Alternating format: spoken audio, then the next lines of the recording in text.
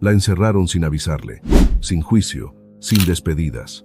Una princesa nacida entre privilegios terminó detrás de puertas cerradas, vigilada, medicada y borrada del mundo. Lo más inquietante no es que haya ocurrido en 1930, sino que quienes lo permitieron no fueron enemigos, fueron los suyos. Alicia de Battenberg no era una figura secundaria. Su sangre estaba ligada a los tronos más influyentes de Europa. Su destino parecía escrito entre coronas y palacios, pero su vida tomó un rumbo muy distinto. Era sorda en una época que no perdonaba la diferencia, profundamente espiritual en un entorno que exigía perfección, y con el paso del tiempo, dejó de encajar en el mundo que la había creado. Esta es la historia de una mujer que fue apartada cuando dejó de ser conveniente, que fue silenciada cuando más necesitaba ser escuchada, y que, aún así, en medio de la guerra, el abandono y la traición, tomó una decisión que lo cambiaría todo. Si te interesan las historias reales que nadie te contó así, suscríbete, porque lo que estás a punto de descubrir no empieza como un cuento de realeza, empieza como algo mucho más humano. 1. Origen y contexto. Alicia nació el 25 de febrero de 1885 en el castillo de Windsor, rodeada de lujo, protocolo y expectativas imposibles. Desde el primer momento, su vida estaba destinada a representar la perfección de la aristocracia europea, pero había un detalle que rompía ese ideal: no podía oír. En una época donde la imagen lo era todo, su sordera no era solo una condición, era una amenaza a la perfección que la nobleza exigía. Sin embargo, lejos de ocultarla, su familia permitió que creciera dentro del sistema. Alicia desarrolló una habilidad extraordinaria: leer los labios con una precisión casi inquietante. No solo entendía palabras, entendía intenciones. Aprendió a observar lo que otros pasaban por alto, y esa capacidad, nacida de la necesidad, terminaría moldeando toda su vida. Su infancia transcurrió entre Inglaterra, Alemania y el Mediterráneo, moviéndose entre palacios, ceremonias y normas rígidas. Aprendió idiomas, historia, etiqueta, incluso música que nunca podría escuchar. Vivía en un mundo donde todos hablaban, pero nadie realmente se comunicaba con ella. Pero lo que nadie imaginaba es que esa niña silenciosa, que parecía destinada a una vida decorativa, terminaría enfrentando algunas de las decisiones más duras que una persona puede vivir. Decisiones donde el poder, la lealtad y la traición se mezclarían de una forma irreversible. 2. Ascenso y cambio de vida. En 1903, con apenas 18 años, Alicia conoció al príncipe Andrés de Grecia. Fue en un entorno lleno de realeza, durante una ceremonia que celebraba el poder de las monarquías europeas. Él quedó fascinado por ella, no a pesar de su sordera, sino por la forma en que comprendía el mundo sin necesidad de palabras. El romance fue rápido, intenso y estratégicamente conveniente. Su matrimonio no solo unía a dos personas, sino a dos dinastías.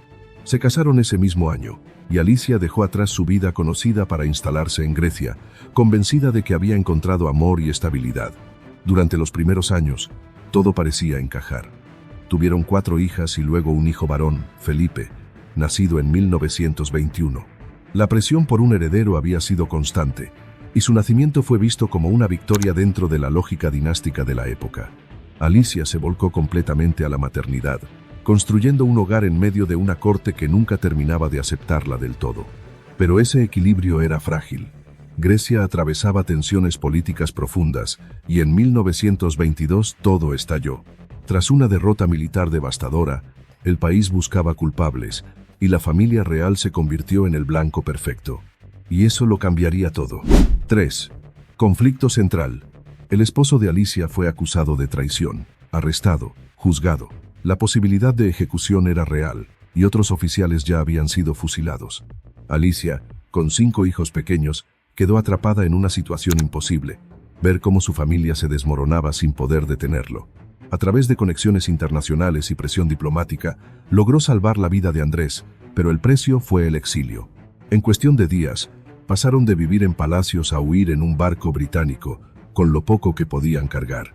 Su hijo menor, Felipe, viajaba en una caja de naranjas improvisada como cuna. Era el símbolo perfecto de su nueva realidad. Se instalaron en París, pero la vida allí estaba muy lejos del lujo. Dependían de familiares, de préstamos, de favores. Y mientras Alicia intentaba mantener a la familia unida, Su esposo comenzaba a desaparecer. Juegos, viajes, amantes. Andrés eligió escapar de la responsabilidad. Las hijas fueron casándose y alejándose. Felipe fue enviado a Inglaterra, y Alicia, poco a poco, se quedó sola, sin dinero, sin apoyo, sin propósito claro.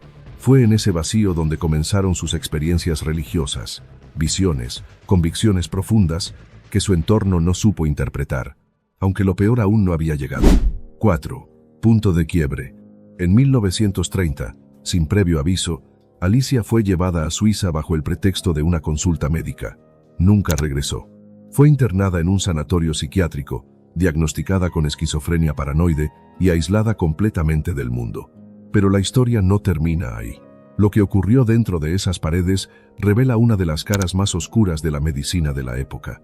Fue sometida a tratamientos experimentales, incluyendo radiación ovárica para controlar lo que los médicos consideraban impulsos sexuales desordenados.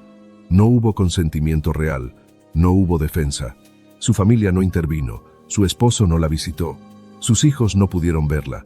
Fue, en la práctica, borrada. Pero Alicia no se quebró. Observó, aprendió y decidió actuar.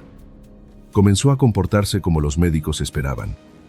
Dejó de hablar de sus visiones, siguió las reglas, fingió estabilidad. Era su única salida. 2 años después, fue liberada. Pero la mujer que salió ya no era la misma. 5. Consecuencias y destino final. Tras su liberación, Alicia no regresó con su esposo. Su vida con él había terminado mucho antes. Se movió entre Alemania y Grecia, en un continente que se acercaba peligrosamente a la guerra. Sus propias hijas estaban casadas con hombres vinculados al régimen nazi, mientras su hijo lucharía del lado británico. En 1941, durante la ocupación alemana de Grecia, Alicia tomó una decisión que definió su legado. Ocultó a una familia judía en su casa durante más de 1 año, sabiendo que si era descubierta, sería ejecutada. No dudó, no negoció, simplemente actuó. Mientras el mundo se destruía, ella eligió proteger vidas. Después de la guerra, vivió como monja, en pobreza voluntaria, dedicada a ayudar a otros. Rechazó el lujo, incluso cuando su hijo se convirtió en una figura central de la realeza británica. Terminó sus días en el Palacio de Buckingham, pero como una presencia silenciosa, casi invisible. Murió en 1969, sin homenajes, sin reconocimiento, pero la historia no había terminado con ella. Décadas después, su historia salió a la luz. Aquella mujer que fue considerada inestable, encerrada, ignorada, fue reconocida como una de las pocas personas que arriesgaron todo para salvar vidas durante el Holocausto, no como princesa, no como madre de un príncipe, sino como lo que realmente fue, alguien que eligió hacer lo correcto cuando nadie más lo hacía. Alicia de Battenberg vivió entre extremos, del lujo absoluto al abandono total, de la realeza al encierro, del silencio a un acto de humanidad que cambió vidas para siempre. Y quizás esa es la mayor ironía, que quien fue tratada como un problema, terminó siendo una de las pocas personas que realmente entendió lo que significaba ser humana. ¿Crees que Alicia realmente estaba enferma o fue víctima de una época que no toleraba lo diferente? ¿Y tú, habrías tenido el valor de hacer lo que ella hizo, sabiendo lo que podía costarte? Suscríbete para más historias como esta, porque algunas verdades tardan años en salir a la luz, pero cuando lo hacen, cambian todo.